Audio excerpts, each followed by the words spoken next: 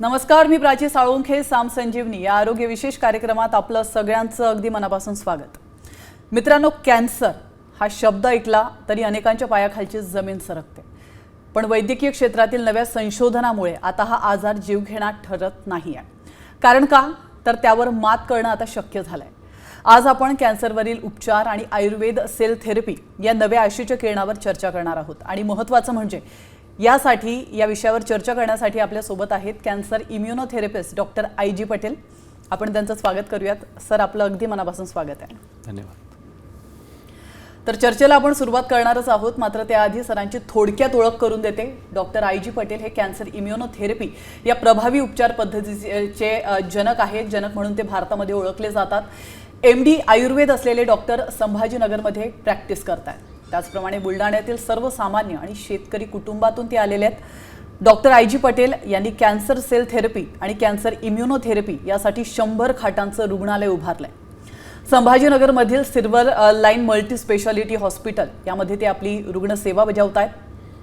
Doctor Patel यांच्याकडून आपण कॅन्सरवरील उपचार आणि आयुर्वेद सेल थेरपी या विषयावर आज अधिक माहिती घेणार आहोत, मनसोक्त चर्चा करणार आहोत. सर, पुन्हा एकदा आपलं स्वागत आहे कार्यक्रमात. धन्यवाद. सर, आपण कार्यक्रमाच्या आधी बोलत होतो त्यावेळेला इंटिग्रेटेड कॅन्सर ट्रीटमेंट याविषयी आपण चर्चा केली. मला त्याविषयी अधिक जाणून घ्यायचं आहे. Actually integrated approach to cancer treatment हा जो अप्रोच आहे ते आम्ही आमच्या हॉस्पिटलमध्ये एक सक्सेसफुली रन करतो आहे.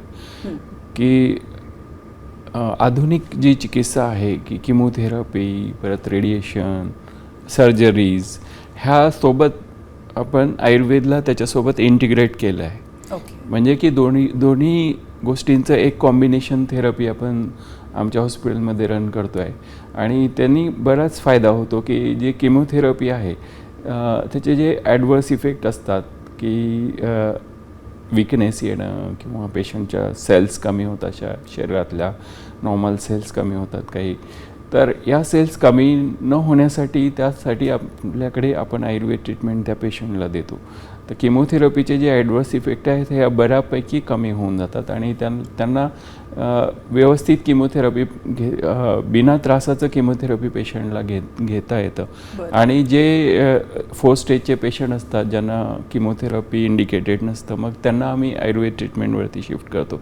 की नुसतं आयुर्वेदचं इम्युनोथेरपी आणि आयुर्वेदिक ट्रीटमेंट असं. ज्यांना किमोथेरपी सहन नाही होत त्यांच्यासाठी स्पेशल ट्रीटमेंट, ज्यांना किमोथेरपी चालते किंवा जे वेल ऑफ एज, ज्यांचा एज बिलो 70 आहे किंवा यंग एज आहे, तर अशा रुग्णांसाठी आम्ही एक कॉम्बिनेशन थेरपी जी इंटिग्रेटेड आहे. पोस्ट सर्जिकल ट्रीटमेंटमध्ये पण ज्या सर्जरीज आमच्याकडे होत आहेत, सगळ्या प्रकारच्या कॅन्सरच्या सर्जरीज आमच्या हॉस्पिटलला होत आहे. तर या सर्जरीज नंतर पण आयुर्वेदिक ट्रीटमेंटनी त्यांचं इम्युनिटी कसं बूस्ट करता येईल, त्यांचं जे वूंड आहे सर्जरीचे लवकरात लवकर कसे क्युअर होतील आणि त्याचं रिकरन्स कसं कमी करता येईल याच्यावरती सुद्धा आम्ही काम करतो. की जेणेकरून पेशंट कॅन्सरपासनं त्याला कंप्लीट रिलीफ झालं पाहिजे. त्याचे जे पेट स्कॅन आहे, CT स्कॅन आहे, हे सगळे रिपोर्ट्स त्याचे नॉर्मल आले पाहिजे. आणि जेणेकरून त्याला फ्युचरमध्ये रिकरन्सचा जो कॅन्सरचा विषय आहे हा खूप मोठा विषय आहे ऑल ओव्हर वर्ल्ड. की कॅन्सर एकदा बरं झाल्यानंतर परत रिकरन्स होतं. आणि काही ट्रीटमेंट आहेत, समजा की रेडिएशन झालं, किमोथेरपी झालं, याच्या ॲडवर्स इफेक्टमध्ये सुद्धा रिकरन्सचे चान्सेस असतात. तर ते सुद्धा आपल्याला कसे आयुर्वेदाच्या थ्रू कमी करता येतील हे सुद्धा आम्ही बघतो. आणि त्याचं रिकरन्स कमी कसं करता येईल याच्यावरती कंटिन्युअस रिसर्च स्टडीज आमच्याकडे होत आहेत आणि आम्ही त्या दिशेने काम सुरू केलेलं. आणखी एक रेडिएशन पण हे खूप चांगलं ट्रीटमेंट आहे कॅन्सरचं, पण त्याचे पण खूप जास्त प्रमाणात ॲडवर्स इफेक्ट रुग्णाच्या शरीरावर होतात. की जसं ओरल कॅन्सर आहे, तर ओरल कॅन्सरच्या पेशंटला फॅरिंग्स लॅरिंगचे रेडिएशन दिल्यानंतर त्याचे सगळं पाणी, अन्न सगळंच गिळणं बंद होतं, पाणीसुद्धा घेता येत नाही. अशा कंडिशनमध्ये त्याला जर आपण इंटिग्रेटेड ट्रीटमेंट दिलं तर त्याचे दोन्ही प्रॉब्लेम सॉल्व होतात. की त्याला रेडिएशन पण घेता येतं कंप्लीट, कारण बरेच वेळा काय होतं की पेशंटला कंप्लीट रेडिएशन ट्रीटमेंट घेता येत नाही, ते अर्धवट सोडून देतात किंवा मग त्यांना कॉम्प्लिकेशन होतात, काही HB कमी होऊन जातो किंवा प्लेटलेट कमी होतात. तर हे जे साईड इफेक्ट आहे हे आयुर्वेदाने बेस्ट वे आपण ट्रीट करू शकतो आणि ते साईड इफेक्ट कमी करून त्याचं जे कॅन्सर परिपूर्ण ट्रीटमेंट, एक कम्प्लीट ट्रीटमेंट ऑफ कॅन्सर या दिशेने आम्ही काम करतो आहे आणि त्याचं बऱ्याच प्रमाणात आमचं सक्सेस रेट वाढलेला आहे. आणि त्यामुळेच आम्ही जे इंटिग्रेटेड ट्रीटमेंट जे डेव्हलप केलेलं आहे की आयुर्वेदासोबत सर्जरी हा पार्ट असा आहे की आयुर्वेदात पण एक्सप्लेन केलेला आहे. पण बरेच लोकांचा असा गैरसमज असतो की आयुर्वेदिक ट्रीटमेंटमध्ये म्हणजे सर्जरी नाहीच, नाही फक्त मेडिसिन. मेडिसिन तसं नाही. ॲक्च्युली आयुर्वेद आणि प्लास्टिक सर्जरीसुद्धा आयुर्वेदातनंच आलेलं आहे. तर अशा ज्या सर्जिकल प्रोसेस आहे हे आयुर्वेदाच्या सुश्रुत संहितेमध्ये अति उत्तम प्रकारे याचे वर्णन आलेले आहेत आणि हेच आज पण त्याच्यातले बरेच वर्णन सगळे सर्जन फॉलो करतात आणि त्याचं जे बेसिक आहे ते ॲक्च्युली आयुर्वेदानेच दिलेलं आहे. आणि त्यामुळे आयुर्वेद आणि सर्जरी हा जो गैरसमज आहे लोकांचा की आयुर्वेदिक ट्रीटमेंटमध्ये सर्जरी होत नाही किंवा आयुर्वेदिक ट्रीटमेंट बिना आपल्याला सर्जरी करायचं नसेल तरच आपण आयुर्वेदिक ट्रीटमेंट घ्यायचं असा पण जो गैरसमज आहे लोकांचा तो पण दूर व्हायला पाहिजे या माध्यमातून. आणि एक कॅन्सर पेशंटला एक कम्प्लीट ट्रीटमेंट मिळायला पाहिजे हा आमचा उद्देश आहे आणि त्या दिशेनेच आम्ही काम करतो आहे. अगदी बरोबर. सर, कॅन्सरचे खूप सारे प्रकार आहेत. म्हणजे आजपर्यंत blood cancer, bone cancer, bone marrow cancer किंवा ब्रेस्ट कॅन्सर या सगळ्या गोष्टी तर आपल्याला माहितीच आहे. पण एकूण कॅन्सरचे किती प्रकार आहेत त्याविषयी जरा सविस्तर सांगाल? कॅन्सरचे जे प्रकार आहेत ते एकतर सेल्युलर टाईपमध्ये असतात की तो कुठल्या ऑर्गनमध्ये आहे त्या दिशेने पण असतं. त्याचं सेल टाईप आहे, परत त्याचे जेनेटिक आहेत. असे बरेच म्हणजे 1000 तरी प्रकार असतील कॅन्सरचे की जे वेगवेगळे प्रकार आहेत. आणि जितके आपले ऑर्गन्स आहेत समजा एक ठोकळपणाने की liver, kidneys, lungs, skin, eyes, neck, ear, कुठेही लिप्सला सुद्धा टंग कॅन्सर, स्किन कॅन्सर, सगळे जितके ऑर्गन आहेत त्या सगळ्या ऑर्गनमध्ये कॅन्सर असतो. आणि ॲडिशनल ब्लड कॅन्सर, लिम्फोमा, हे जे लिम्फनेटिक नोड्स किंवा जे लिम्फॅटिक नोड्स आहेत त्याचा जो कॅन्सर असतो तो लिम्फोमा. परत ब्लड कॅन्सर त्याच्यातही टाईप आहे, पॅनसायटोपेनिया, जे प्लेटलेटचे कॅन्सर. असे भरपूर प्रकार आहेत कॅन्सरचे की जे आपल्याला एक्सप्लेन थोड्या वेळात नाही करता येणार. तर एक ठोकळपणाने जितके आपले ऑर्गन्स आहेत त्या म्हणजे टेस्टिक्युलर कॅन्सर, परत ॲबडॉमिनलमध्ये सगळे ऑर्गन, पॅनक्रियास, लिव्हर, किडनीज, कुठेही कॅन्सर असू शकतो, कुठल्या सगळ्याच ऑर्गनमध्ये आणि स्किनमध्ये सुद्धा. त्यामुळे अशा ठोकळपणाने जितके आपले ऑर्गन्स आहेत त्या प्रकारचे कॅन्सर असतात. त्याच्यातही त्याचे सेल टाईप्स असतात म्हणजे ते अजून त्याचे वेगवेगळे प्रकार होतात. अशा प्रकारे बरेच प्रकार कॅन्सरचे बघायला मिळतात आणि एक सगळ्यांची ट्रीटमेंटसुद्धा त्या दिशेने असते की त्या कुठल्या प्रकारचं आहे आणि कुठल्या ऑर्गनमध्ये आहे.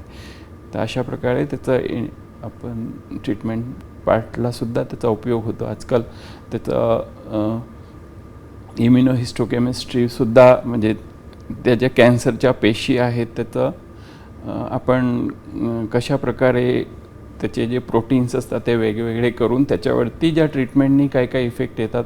आणि आजकाल त्याचे तर इतके म्हणजे टेस्ट डेव्हलप झालेले आहेत की त्याला कुठल्या ड्रगनी फायदा होईल ते सुद्धा आपल्याला डिटेक्ट करता येतं की या ड्रगनी या कॅन्सरच्या पेशंटला ह्या ड्रगनी फायदा होऊ शकतो आणि त्या दिशेने त्याचं ट्रीटमेंट आपण देऊ शकतो. अशा प्रकारे कॅन्सर रिसर्चमध्ये खूप सारे डेव्हलपमेंट झालेले आहेत की जेणेकरून आता बरेच पेशंट कॅन्सरचे क्युअर होत आहेत. त्यामुळे कॅन्सरला घाबरणे हा जुना प्रकार झालेला आहे. त्यामुळे आता बेस्ट ट्रीटमेंट जितकं करता येईल आपल्याला तितकं करता येतं.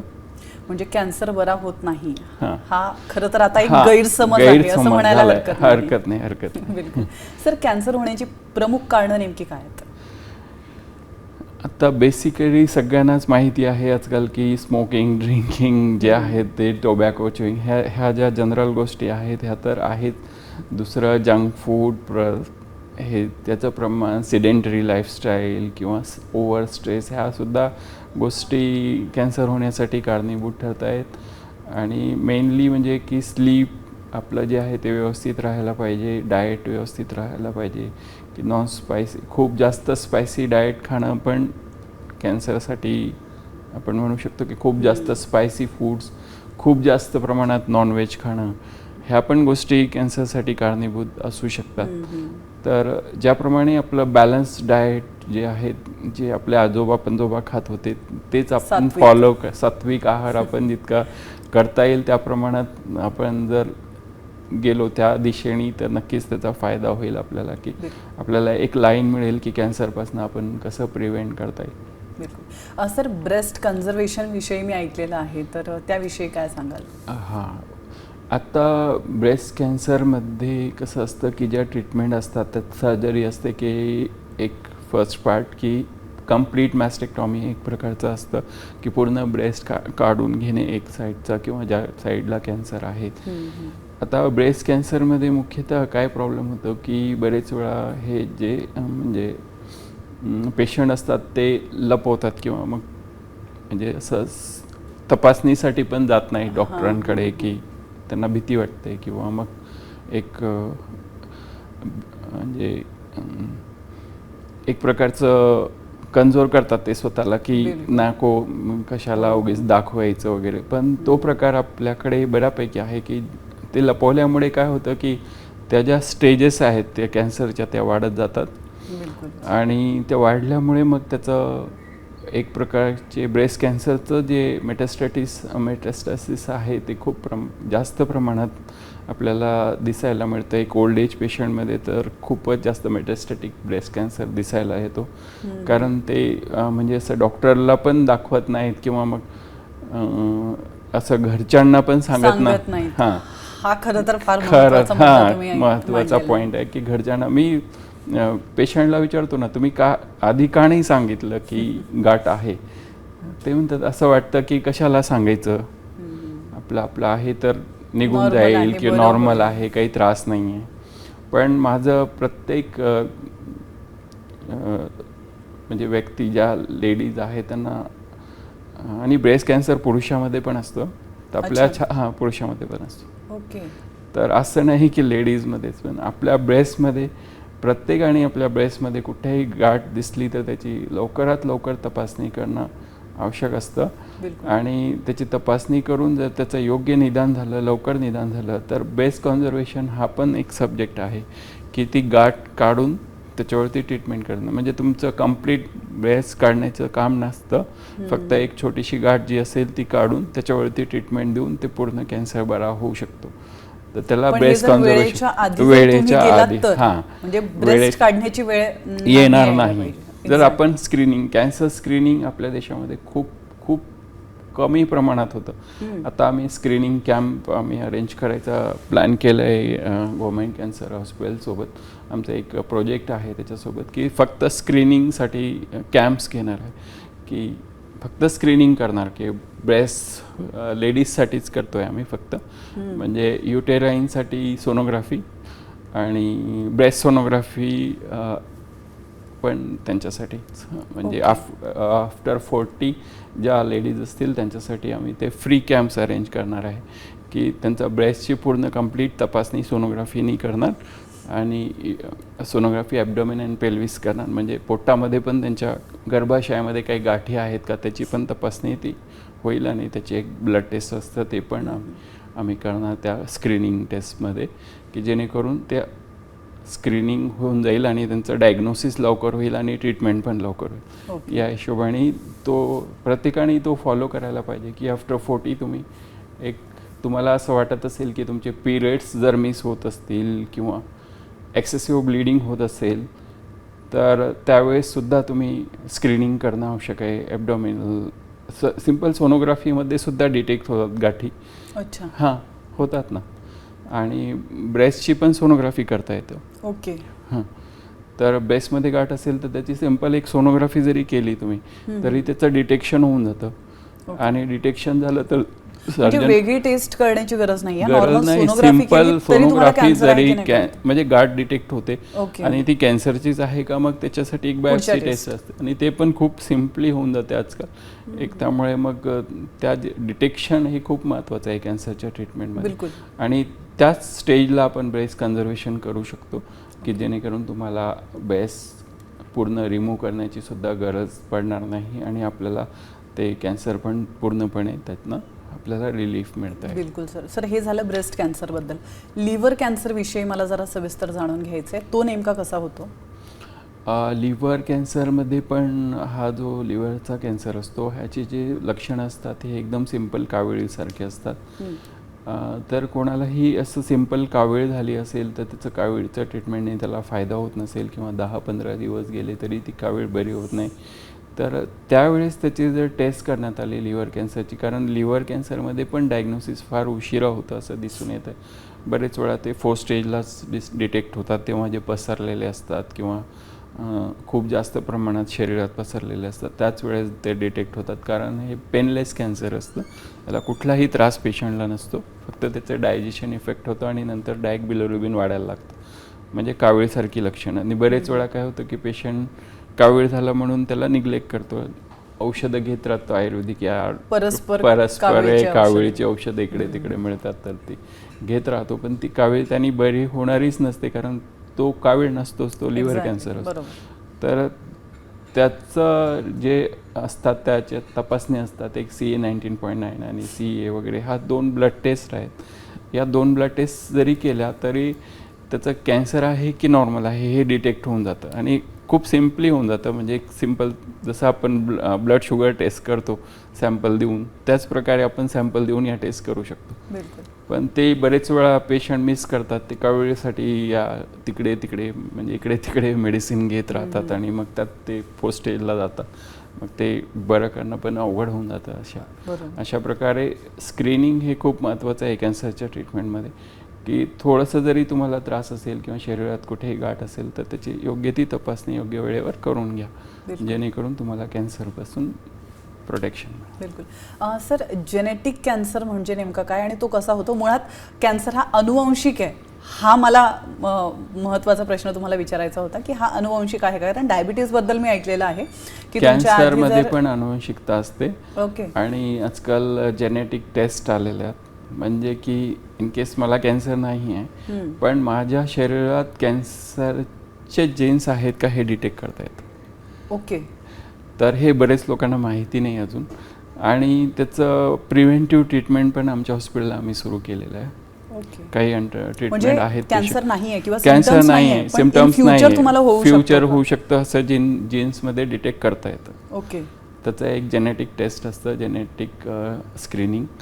तर ती टेस्ट जर केली आपण तर त्यांनी आपल्याला डिटेक्ट करता येतं की, आणि ज्यांच्या फॅमिलीमध्ये कॅन्सर झालेला असेल कोणाला तर त्यांनी ती टेस्ट नक्कीच करून घ्यायला पाहिजे, की जेणेकरून त्यांचं जेनेटिकमध्ये काही कॅन्सरचे सेल्स असतील तर त्याला कसं प्रिव्हेंट करता येईल. मग तुम्हाला प्रिकॉशनरी मेजर म्हणजे जे डाएट वगैरे, एक्सरसाइज, ह्या ज्या गोष्टी आहे, वेट वाढू न देणे वगैरे, ह्या ज्या गोष्टी आहेत त्या गोष्टी तुम्हाला नक्कीच करता येईल. आणि जर त्यांना अजून आयुर्वेदातलं ट्रीटमेंट हवं असेल प्रिव्हेंटिव्ह कॅन्सर तर ते आमच्याकडे या, नक्कीच आम्ही देऊ. आणि त्याच्यासाठी आम्ही ऑनलाईन सपोर्ट पण आहे, माझं वेबसाईट आहे drIGpatel.com. तुम्ही कधी त्याला कन्सल्ट करू शकता किंवा क्वेश्चन करू शकता की त्याचा आम्ही रिप्लाय करू नक्कीच. तर असं जेनेटिक आहे, ह्या गोष्टी बऱ्याच लोकांना माहिती नाहीत आणि ते पब्लिकपर्यंत जावं असं मला वाटतं, की त्यांनी ज्यांच्या घरामध्ये कॅन्सर आहे पेशंट ऑलरेडी, त्यांच्या मुलांनी, समजा वडिलांना कॅन्सर आहे तर मुलींनी वगैरे सगळ्यांनी जेनेटिक स्क्रीनिंग करून घ्यायची, की जेणेकरून आपल्याला कॅन्सर डिटेक्ट होणार आहे फ्युचरमध्ये तर त्याचं प्रिव्हेंटिव्ह म्हणून आपण काय काय करू शकतो. एक प्रिव्हेन्शन ऑफ कॅन्सर हा जो वेगळा सब्जेक्ट आहे, तर त्यात आपण काय करू शकतो आणखी हे पण आमच्याकडे सुरू आहेत याचे स्टडी. तर नक्कीच त्याचा पण फायदा होईल फ्युचरमध्ये, की स्क्रीनिंग जितक्या प्रमाणात वाढेल तितकं कॅन्सरचं प्रमाण, आपल्या देशात कॅन्सरचं प्रमाण खूप जास्त प्रमाणात वाढतं आहे आणि त्याला आळा घालण्यासाठी ह्या ज्या गोष्टी आहेत त्या खूप महत्त्वाच्या आहेत. बिलकुल. खरं तर सरांकडे आजपर्यंत अनेक रुग्ण आलेले आहेत, ते बरे होऊन गेलेत, समाधानी होऊन परत गेलेत. अशाच एका आजींची प्रतिक्रिया आपल्यापर्यंत पोहोचली आहे. त्या आजी नेमकं काय म्हणतायत आपण ऐकूयात. आम्ही त्याचे देव मानतो, डॉक्टर साहेब तुम्हाला देव मानतो, सगळ्याचे आम्ही आभारी आहोत बा. आमची पेशंट चांगला झाला, आम्ही तुमच्या नावाची सारी तिकडे वाह करतो असं आम्हाला एवढं माहीत आहे ना. आम्ही अखिली म्हणतो कोणाला का तुम्ही अथरोग जा न या दवाखान्यात जाऊन पहा. आमच्या गावातले 3 जण नेले 2 महिन्याच्या अंदर आणल्यावर हिचा लाग आम्हाला डॉक्टर सरनं दिला. म्हणून आम्ही आजपर्यंत टिकलो नाही तर टिकतो. एवढा पैसा कुठला, आम्ही गरीब लोक. पण डॉक्टरनं आमची लय काळजी घेतली, तुम्ही पण आमची लय काळजी घेतली, वरच्या कर्मचाऱ्यांनी पण आमची काळजी घेतली. आम्हाला आनंद झाला. आम्ही तर डॉक्टर लोकांचे भैया आपल्या सर्व लोकांचे म्हणतो का बा कर्मचाऱ्याचे का आमच्यासाठी तुम्ही केलं. खरं तर वेळेअभावी आपण एकच प्रतिक्रिया चालवली आहे. मात्र सर, तुमच्याकडे अनेक पेशंट येतात आणि तुमचा पण कॉन्फिडन्स जो आम्ही बघतोय, एवढ्या वर्षांपासून तुम्ही आमच्या स्टुडिओमध्ये येत आहात आणि एवढ्या कॉन्फिडंटली तुम्ही सांगतात की आम्ही कॅन्सर बरा करू शकतो आणि तुम्ही केलेलं पण आहे. तर खूप सारे पेशंट तुमच्याकडे येतात, खुश होऊन समाधानी होऊन परत जातात. मला तुमची प्रतिक्रिया ऐकायची आहे. कॅन्सर आमचा मूळ उद्देश तोच आहे जो मी आत्ताच एक्सप्लेन केला, की कॅन्सरची भीती लोकांमधनं दूर व्हायला पाहिजे. एक की कॅन्सरला समोर जा, त्यांना फाईट करा. जे काही ट्रीटमेंट्स आहेत ते आम्ही प्रयत्न करतो की जितकं पेनलेस ट्रीटमेंट तुम्हाला देता येईल, सर्जरीसुद्धा जितक्या पेनलेस करता येईल ते पण आम्ही बिलकुल बघतो आणि त्याच दिशेने आम्ही प्रयत्न करतो आणि तेच आमचा उद्देश आहे. तुमचं कार्य मुळात पेशंटच्या सोयीसाठी आहे आणि लवकरात लवकर ते बरे व्हावे, हा तुमचा मेन उद्देश आहे. तर सर, कॅन्सरला प्रतिबंधित करण्यासाठी किंवा प्रिव्हेन्शनसाठी नेमकं काय करायला पाहिजे असं तुम्हाला वाटतं? प्रिव्हेन्शनसाठी तर बऱ्याच गोष्टी करता येईल की जेणेकरून आपण आत्ताच विषय झालेला की एक बॅलन्स डाएट जे पण आपले पहिले म्हणजे लोक खात होती की जे जंक फूड वगैरे याच्यापासून दूर होतं सगळं, तर ते पण आहे. परत विटॅमिन्स जे असतात, विटॅमिन सी हा एक मुख्य रोल आहे विटॅमिन सीचा कॅन्सरच्या प्रिव्हेन्शनमध्ये. तर विटॅमिन सीचं प्रमाण जे फूड्स आहेत, समजा की निंबू आहे, आवळा आहे, संत्री, मोसंबी आहे, याचासुद्धा आपण जर डाएटमध्ये फॉलो केला आणि जे ॲसिड्स असतात ते ॲसिड्स आपल्या शरीरामध्ये जास्त साठू नये, म्हणजे नॉन ॲसिडिक डाएट असा जो असतो की पालेभाज्या वगैरे किंवा फळभाज्या यांचं प्रमाण जास्त प्रमाणात आपण केलं आणि जंक फूड बाहेरचं हे ते ऑइली, खूप जास्त ऑइली किंवा मसाल्याचे पदार्थ ज्याने की ॲसिड रिफ्लक्स होईल तुम्हाला किंवा ॲसिडिटी होईल, अशा प्रकारचे फूड्स जितक्या प्रमाणात अवॉइड करता येतील ते करावे. आणि म्हणजे विटॅमिन सीचं प्रमाण जितकं जास्त डाएटमध्ये घेता येईल त्या घ्यावं. आणि परत झोप, व्यायाम वगैरे ह्या गोष्टी महत्त्वाच्या आहेच कॅन्सरच्या प्रिव्हेन्शनमध्ये. आणि स्क्रीनिंग हे महत्त्वाचा पार्ट जो आपण झाला की तुमचं स्क्रीनिंग करून घ्या. एक जेनेटिक टेस्ट करून घ्या असेल कोणाला घरामध्ये, किंवा शरीरात कुठेही काही असा ब्लिडिंग किंवा मग गाठ असेल किंवा एखादी जखम असेल न बरी होणारी कुठेही पायामध्ये सुद्धा कॅन्सर डिटेक्ट होऊ शकतो. असं काही कुठेही असू द्यात, बोन कॅन्सरचे लिजन पायामध्ये सुद्धा असतात. तर कुठेही जखम असेल तर त्याचं तपासणी करून घ्या, जेणेकरून आपल्याला कॅन्सरला अर्ली डिटेक्शन, अर्ली ट्रीटमेंट आणि कॅन्सर पूर्ण बरं होईल. बिलकुल. सर, लिम्फोमा विषयी मला जाणून घ्यायचं आहे. लिम्फोमा म्हणजे नेमकं काय? लिम्फोमा हा पण एक कॅन्सरचाच प्रकार असतो आणि याच्या गाठी असतात शरीरामध्ये. 1 किंवा 2 गाठी येतात सुरुवातीला, कुठेही गळ्यामध्ये म्हणा की छातीमध्ये किंवा हातामध्ये कुठेही येऊ शकतात. तर आपल्या शरीरामध्ये कुठेही गाठ असेल तर त्याचं मी आत्ताच बोललेलो की त्याचं डिटेक्शन आपण अर्ली करायला पाहिजे, की त्याचं टेस्ट असतात ते करायला पाहिजे की जेणेकरून आपल्याला त्याचं अर्ली डिटेक्शन होईल. लिम्फोमा हा कॅन्सरचाच प्रकार असतो, पण त्याच्यात ज्या गाठी असतात त्या एका ठिकाणी नसतात, कुठेही असू शकते शरीरात. म्हणजे छातीमध्ये सुद्धा असू शकते, लंग्समध्ये सुद्धा, गळ्यामध्ये सुद्धा, पायांमध्ये सुद्धा, हातामध्ये, कुठेही असू. इनगायनल म्हणजे रिजनमध्ये की म्हणजे मांडीच्या खाली वगैरे किंवा काखेत सुद्धा असू शकतं. तर अशा प्रकारच्या गाठी जर तुम्हाला असतील तर त्याचं अर्ली डिटेक्शन करून घ्या की जेणेकरून स्क्रीनिंग, लिम्फोमाचं सुद्धा स्क्रीनिंग असतं, ते पण आपल्याला प्रायमरी डायग्नोसिस आपल्याला ब्लड टेस्टमधनं होतं. कॅपालॅम्बडा नावाची टेस्ट असते, ती जर केली तर त्याच्यातनं पण डिटेक्शन होऊ शकतं की एक आपल्याला आयडिया येऊ शकते की हे कॅन्सरकडे जात आहे की डायग्नोसिस की नॉर्मलकडे. तर त्यानुसार मग नंतर बायोप्सी करून कन्फर्मेशन होतं त्याचं की नक्कीच तो कॅन्सरचा टाईप काय आहे आणि तो लिम्फोमा कुठल्या प्रकारचा आहे. कारण हे लिम्फोमामध्ये पण प्रकार असतात काही, अच्छा. हां, त्याचा हॉजकिन्स लिम्फोमा आणि परत नॉन हॉजकिन्स लिम्फोमा असे वेगवेगळे प्रकार असतात. तर ते प्रकारसुद्धा डिटेक्ट होतात नंतर बायोप्सीनंतर. तर त्याचं पण ट्रीटमेंट जर लवकरात लवकर सुरू केलं तर तो पण बरा होऊ शकतो नक्कीच. बिलकुल. आणि त्याचं जे ट्रीटमेंट असतं ते पण खूप जास्त डिफिकल्ट नसतं, पण तरी पेशंटला थोडा त्रास होतोच. तर त्याचे जे डायग्नोसिस असतात ते आपल्या शरीरात कुठेही गाठ असेल तर लवकरात लवकर निदान करावा, की जेणेकरून लिम्फोमा लवकर डिटेक्ट होईल. अगदी. आता निदान विषयी तुम्ही बोललात की लवकरात लवकर निदान व्हावं. सर, कॅन्सरचं निदान नेमकं तुम्ही कसं करता? मी आत्ताच बोललो की शरीरात कुठेही जखम असेल किंवा गाठ असेल तर त्याचं निदान करता येतं. तर निदानमध्ये कसं असतं की त्याचे स्क्रीनिंग असतात. म्हणजे मी सांगितलं तसं बिलकुल. की सोनोग्राफी, CT स्कॅन, MRI, पेट स्कॅन हे जे झाले स्क्रीनिंगचे पार्ट. नंतर ते त्याचं बायोप्सी पार्ट असतो की बायोप्सी म्हणजे ते सेल्स कलेक्ट करतात त्या पार्टमध्ये जिथे, आणि ते सेल्समधनं म्हणजे तुकडा काढणे जसं म्हणतो त्या प्रकारे. आता त्याच्याही निडल बायोप्सी पण असतं की निडल टाकून त्याच्यातनं एक सेल्स घेतात आणि ते तपासणीसाठी पाठवतात. बिलकुल. तर ते सेल्युलर हिस्टोपॅथॉलॉजी म्हणतात त्याला. तर त्यानुसार त्याचं हिस्टोपॅथ करून त्याची निदान आपल्याला करता येतं की त्याचं सेल टाईप काय आहे, तो कुठल्याच पार्टला आहे की दुसऱ्या त्याचं ज्या पार्टमध्ये गाठ असेल ते तिथलीच आहे की दुसऱ्या पार्टमधून आलेली, हे पण डिटेक्ट करता येतं. तर त्यानुसार त्याला आपल्याला ट्रीटमेंट देणं इझी होतं की ज्या पार्टमधनं ते आलेलं असेल त्या पार्टवर ॲक्ट करणारे जे मेडिसिन्स आहेत त्या आपण त्या पेशंटला दिल्या तर नक्कीच त्याचा फायदा होतो आणि तो कॅन्सर आपल्याला बरा करता येतो. खरं तर सर, कॅन्सर म्हटलं म्हणजे घाबरतात लोक, आणि मुळात तुम्ही फार महत्त्वाचे विषय आज नमूद केलेले आहेत की ब्रेस्ट कॅन्सर हा फक्त महिलांना नाही तर पुरुषांना पण होतो. आणि महिलांना जो ब्रेस्ट कॅन्सर होतो तो वाढण्याची किंवा तो उशिरा डिटेक्ट होण्याची कारणं पण फार महत्त्वाची जी होती ती तुम्ही सांगितली. मुळात तुम्ही वेळेत वेळ काढून आमच्या स्टुडिओमध्ये आलात आणि आमच्या प्रेक्षकांना इतकं सुंदर मार्गदर्शन केलं, त्याबद्दल तुमचे अगदी मनापासून आभार. धन्यवाद. आणि यासोबतच साम संजीवनीमध्ये वेळ झाली इथंच थांबण्याची. मात्र तुम्ही कुठेच जाऊ नका. ताज्या बातम्यांसाठी पहा फक्त साम TV.